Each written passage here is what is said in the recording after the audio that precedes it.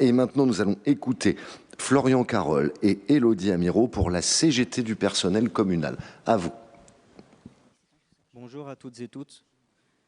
Avant toute chose, nous tenons à vous remercier, Monsieur le maire, au nom du syndicat CGT des territoriaux, d'avoir répondu favorablement à notre demande d'intervention. Je le précise dans le cas où certains d'entre vous auraient d'autres choses à faire, ça va prendre un peu de temps. Mais je sais que personne ici ne va échapper à l'intérêt du débat qui nous préoccupe. Parlons donc de l'avenir du service public et de ses fonctionnaires, et plus particulièrement de la loi de transformation de la fonction publique adoptée en août 2019.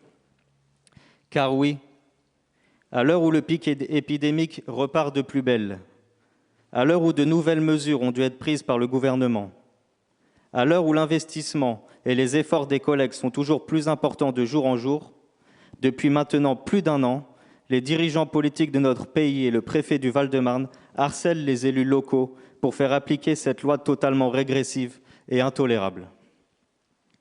Malgré le fait que la crise sanitaire a fait rejaillir toute l'importance, si pour certains ce n'était pas encore clair, d'un service public fort et puissant. Un service public qui, je le rappelle, permet à la France de tenir encore debout aujourd'hui. Pourtant, par toutes ces mesures plus destructrices les unes que les autres, cette loi vise à éliminer de façon claire le service public en s'attaquant à tous ses fondamentaux. Le statut des fonctionnaires, leurs droits, leurs moyens de défense et leur temps de travail.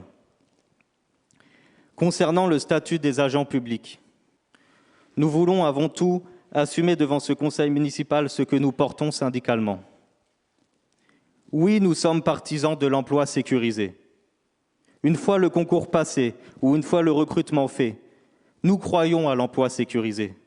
Car la sécurisation de l'emploi, c'est la capacité de s'épanouir et de se reconvertir sans peur en cours de route. Nous ne croyons pas que plus on a peur, mieux on travaille. Nous ne croyons pas que plus on est incertain dans son destin, meilleur on est pour la collectivité. Nous croyons à l'emploi à vie pour les gens qui ont fait le choix du service public, c'est-à-dire du bien général. Alors qu'il y a aujourd'hui déjà trop de contractuels dans la fonction publique, 1 070 470 en 2020 selon l'INSEE, nous trouvons qu'il est injuste de vouloir favoriser la multiplication de ces contrats. Nous parlons de 1 million de personnes, pas de quelques gens qui viennent faire quelques heures d'animation dans les communes le mercredi. Nous parlons d'une masse de gens, des gens qui sont parfois depuis 10 ans contractuels et dont on ne peut pas se passer pour la bonne continuité et le fonctionnement de service. Comment ces personnes peuvent-ils prétendre à espérer une vie harmonieuse quand il est difficile de faire valoir son statut précaire pour obtenir un prêt à la banque ? Comment ces personnes peuvent-ils construire une vie de famille en ayant accès à un logement s'ils ne sont même pas certains de la prolongation de leur contrat à la fin de son terme ? N'acceptons pas à ce que la contractualisation devienne rapidement le mode de recrutement ordinaire, car c'est la porte ouverte à la généralisation de la précarité statutaire et financière, sans garantie collective ni déroulement de carrière. L'un des objectifs de cette loi, c'est bien de recruter sous contrat des personnels qui seront plus malléables, bafouant ainsi les principes de neutralité, d'indépendance, d'impartialité et de responsabilité du fonctionnaire, qui sont une garantie pour les citoyens et l'intérêt général. Alors, exigeons plutôt un réel plan de titularisation au sein de la fonction publique. N'acceptons pas non plus, et c'est là l'une des mesures les plus visibles et percutantes, n'acceptons pas le vol des congés des fonctionnaires, leur volonté de ce qu'ils appellent le retour aux 1607 heures. Rappelons-nous que la semaine avant le projet de loi avait été empreinte d'une incroyable séquence de dénigrement anti-fonctionnaire de la part du gouvernement, de la majorité et de leurs médias. Le jour où le gouvernement présentait en Conseil des ministres ce projet sur la fonction publique, le Figaro faisait opportunément fuiter un rapport de l'Inspection générale des finances destiné à traiter ces agents de feignants. D'après ce rapport, ou ce qu'on raconte le Figaro, 190 000 fonctionnaires travailleraient moins de 35 heures par semaine pour des raisons injustifiées. Un chiffre à comparer avec les 2,4 millions de fonctionnaires de l'État, seuls concernés par ce rapport. soit 8% des effectifs. Les auteurs du rapport se sont même enthousiasmés. Je cite : « Augmenter la charge de travail de ces 190 000 personnes permettrait de supprimer 30 000 postes. » Mais rappelons-leur que dans la fonction publique territoriale, ce sont des négociations locales qui ont permis de gagner des avancées pour rendre les tâches moins pénibles en réduisant le temps de travail tout en gardant la même rémunération. Car oui, mesdames et messieurs, le système de retraite, les dérogations du temps de travail ne sont pas des faveurs, ne sont pas des privilèges. Ce sont en toute hypothèse le résultat de luttes sociales. On a voulu raccourcir le temps de travail des fonctionnaires car la peine de l'être humain doit être soulagée dans la semaine, dans la journée et dans la nuit. Désormais, le gouvernement veut interdire toutes ces négociations. Et si dans certaines villes, les premières réunions d'organisation sur le temps de travail ont déjà eu lieu, à Ivry, comme dans toutes les autres villes, le syndicat CGT se battra pour que son application n'arrive jamais. Depuis le 19e siècle, le sens de l'histoire est d'abaisser le temps de travail parce que les richesses augmentent. Et aujourd'hui, c'est historique. Jamais une loi n'avait demandé aux salariés de travailler plus pour le même salaire. Où est passé le grand principe de la libre administration des collectivités territoriales ? Sur quel fondement se permettent-ils de dire que les agents du service public ne travaillent pas assez ? Qui sont ces gens qui considèrent que les fonctionnaires sont des privilégiés ? Penchons-nous de plus près sur les chiffres et voyons ensemble si leurs arguments tiennent la route. Selon le rapport 2020 de l'INSEE, la durée hebdomadaire du travail dépasse largement les 35 heures dans les 3 versants de la fonction publique. 38,4 heures pour la fonction publique hospitalière, 38,5 heures pour la fonction publique territoriale, 41,3 pour la fonction publique d'État. Au total, l'ensemble de la fonction publique comptabilise en moyenne 39,4 heures de travail hebdomadaire contre 39,2 heures pour le privé. Bien entendu, l'Institut ne prend pas en compte toutes les heures de travail supplémentaires qui ne sont pas comptabilisées, comme le temps d'habillage et de déshabillage dans certains services, qui n'est toujours pas décompté du temps de travail, comme les heures supplémentaires des animateurs qui ne tiennent pas toujours compte des retards par an, et j'en passe. Avec toutes ces données, croyez-vous réellement que les 1607 heures ne sont pas remplies par les agents du service public ? Et même si c'était le cas, y a-t-il rien de plus important aujourd'hui de supprimer quelques jours de congé à ces agents ? Ne sommes-nous pas assez légitimes pour en avoir ?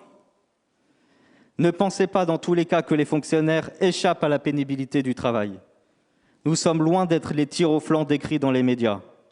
Voyez plutôt, 16% des agents de l'État effectuent des astreintes, 2 fois plus que dans le secteur privé. 36,7% des salariés de la fonction publique travaillent le dimanche. 17,5% travaillent régulièrement de nuit dans le public. 42,8% des fonctionnaires vivent des situations de tension vis-à-vis de leur public. Les fonctionnaires sont 2 fois plus à avoir été victimes d'une agression verbale ou physique. Sans comparer les chiffres avec le secteur privé, sachez qu'ils sont souvent supérieurs. Simplement, nous ne rentrerons pas dans le débat de savoir qui sont les plus privilégiés. Car ceux qui se permettent de comparer les 2 secteurs en dénigrant les agents publics sont les mêmes qui s'opposent à la hausse du SMIC, les mêmes qui s'attaquent à la retraite de tous, les mêmes qui ont imposé la loi travail en 2016 et les attaques contre le code du travail.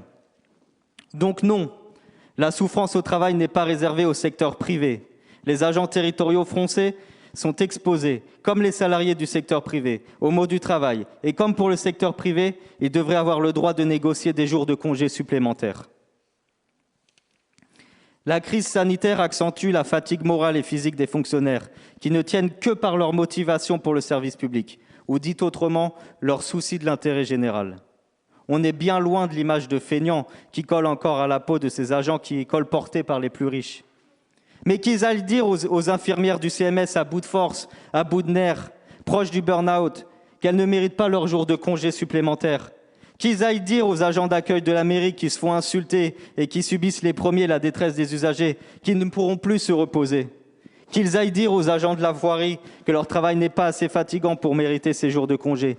Qu'ils aillent dire aussi aux agents des écoles, des crèches, qui ont continué en prenant des risques et dans des conditions toujours plus difficiles à accueillir les enfants, qu'on va leur supprimer des congés. qu'ils aillent expliquer aux agents de la DRH fatigués et obligés de s'adapter aux nouveaux protocoles qui changent presque toutes les semaines, pourquoi on va leur retirer leur jour de congé. D'ailleurs, pourquoi les éditorialistes des grands médias, les politiques et le patronat qui pensent que nous sommes privilégiés n'envoient-ils pas leurs enfants dans nos services municipaux? On les accueillera avec plaisir. C'est nous, les fonctionnaires, qui leur permettons d'accueillir leurs enfants à la crèche ou dans les écoles pour qu'ils puissent se rendre au travail. Nous qui leur permettons d'être en bonne santé par l'accès aux soins. Nous qui leur permettons d'accéder à la culture, à l'hygiène, à l'entretien, à la sécurité des locaux. C'est nous qui leur avons permis et qui leur permettent encore de maintenir le pays debout. N'est-il donc pas temps de dire que le problème, ce n'est pas le service public, que le problème, ce ne sont pas les fonctionnaires. Le problème, c'est l'utilisation de l'argent. Le problème, c'est le capitalisme. Le problème, c'est l'évasion fiscale. Le problème, c'est celui de ceux qui se gavent. Si l'État français a réellement besoin d'argent, qu'il ne se tourne pas vers ceux qui n'ont que leur force de travail à vendre pour faire des économies, qu'il se tourne une bonne fois pour toutes vers les plus grandes fortunes de France, dont le patrimoine a augmenté de 3% en 2020, un record malgré la crise. Qu'il se tourne vers les actionnaires qui a 37 milliards de dividendes a été versé en 2020. Qu'il se tourne aussi vers tous ces voyous exilés fiscaux qui font perdre 85 milliards d'euros par an à l'État. Sachez en tout cas que le syndicat ne lâchera rien par rapport à cette loi. Ce n'est pas l'histoire de quelques jours de congé qui sont certes importants, mais qui sont surtout révélateurs et les reflets du mépris envers celles et ceux qui n'ont que leurs mains et leur cerveau pour travailler. À l'inverse de cette politique libérale, la CGT exige 10% de création de postes, 10% de salaire, 10% de temps de travail en moins et 10% de rémunération en plus.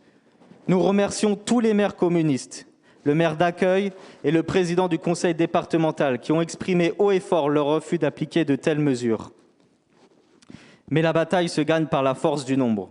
Et nous profitons aussi de cette intervention pour appeler tous les collègues devant leur écran à nous rejoindre dans cette lutte. Et je voudrais dire à tout le reste de la population qui nous regarde actuellement, vous dire que vous continuerez à entendre comment faire des économies, à vous montrer du doigt la fonction publique et les fonctionnaires. Ils essaient d'attiser la haine des uns contre les autres et surtout celle des fonctionnaires, qui est la haine des imbéciles, la haine la plus facile, car il n'y a rien de plus facile que de détester celui qui nous rend service. Il n'y a rien de plus facile et rien de plus odieux. La CGT restera quoi qu'il arrive sur le front. Nous serons acteurs de toutes les convergences avec celles et ceux qui seront victimes de la politique gouvernementale, libérale et capitaliste. Nous disons non à la répression syndicale, non au licenciement de notre camarade Alex du dépôt de la RATP de Vitry, non à la gestion de la nouvelle ligne du tramway par le privé, non à la taxe sur le droit de grève, non à la réforme des retraites.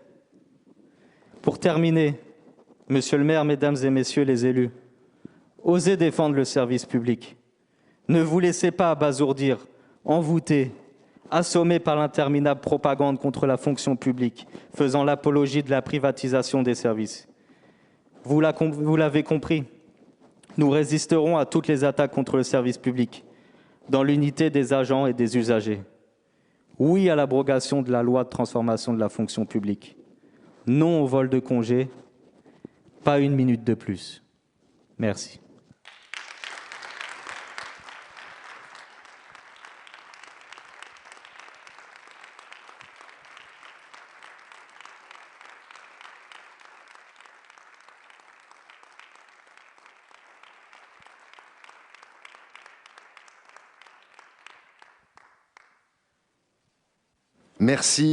Merci à Florian et à Élodie au nom des employés communaux et de la CGT. Pour une fois, je ne vais pas commenter. Je pense souvent qu'Ivry porte des grands responsables au niveau national. Et là, en écoutant le discours de Florian, je me dis qu'on a trouvé le futur secrétaire général de la CGT nationale. Parce que, comme il a dit, c'était long, mais c'était bon.